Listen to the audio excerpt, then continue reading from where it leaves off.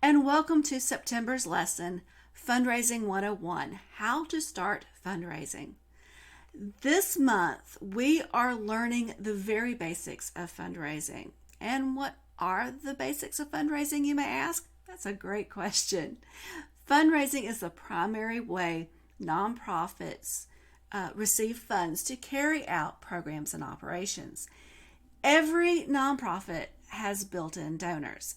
They are people who are naturally close to you or your organization's mission. So you start with those closest to you and move out. Your first donors will be those loyal to you and individual board members. From there, you will move out to friends and family, then coworkers and people you interact with on a regular basis. Before you exhaust these donors, you will define your ideal donor. An interesting thing happens at this point. Your ideal donor will begin inviting you into their inner circle. Lastly, you will be reaching out to others in your community and will begin receiving one-time donations. Donors and prospective donors are often described as hot, warm, and cold. Hot means they are closest to your mission. They are emotionally tied to you, to either you, your board, or the mission itself. People you would classify as hot have donated to your organization and often multiple times. They will be your ambassadors. Warm leads are not as passionate about the mission as hot prospects are, but they still have a heart for your mission. They have not donated in a while or have indicated that they are interested in your cause through liking your social media, contacting you, or signing up for your donor magnet. Cold prospects have the least amount of interest in your organization among your prospects, but they are still interested enough. They are ones that may take a little more contact to move them to the next level. In the illustration in the implementation guide, you will see the very center white circle. These people are the hottest donors. They are the ones closest to you and your organization and are most likely to donate.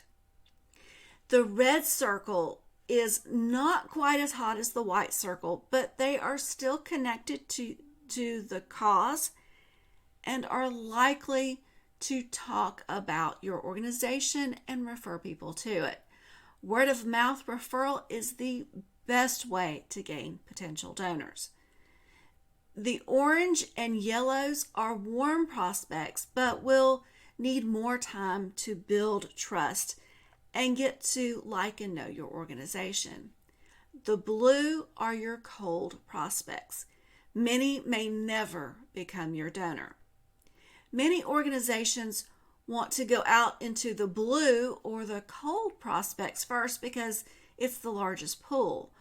They are also the hardest to win over. Let me say that again. They are also the hardest to win over.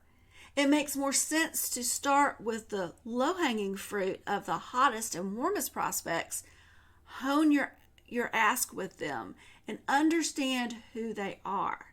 This will make finding and attracting them among the vast cold prospects in your community so much easier.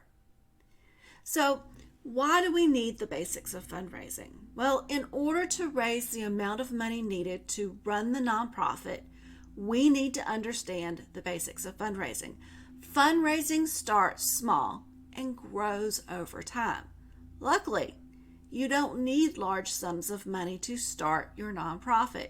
You can start small with donated space and volunteer staff. All right, so the what and the how. The implementation guide has specific ideas for each stage.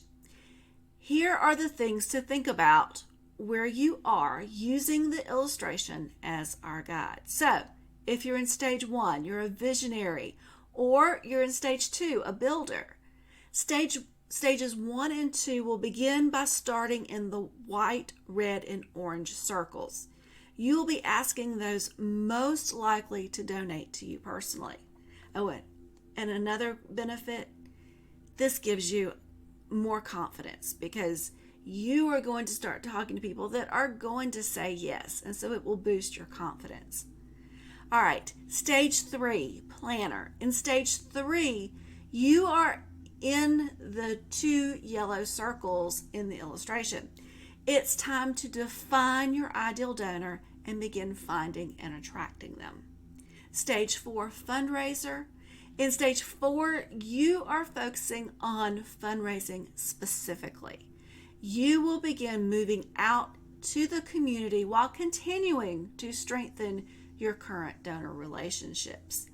Stage 5, you're a budding nonprofit. It's time to start thinking about fundraising activities like small events.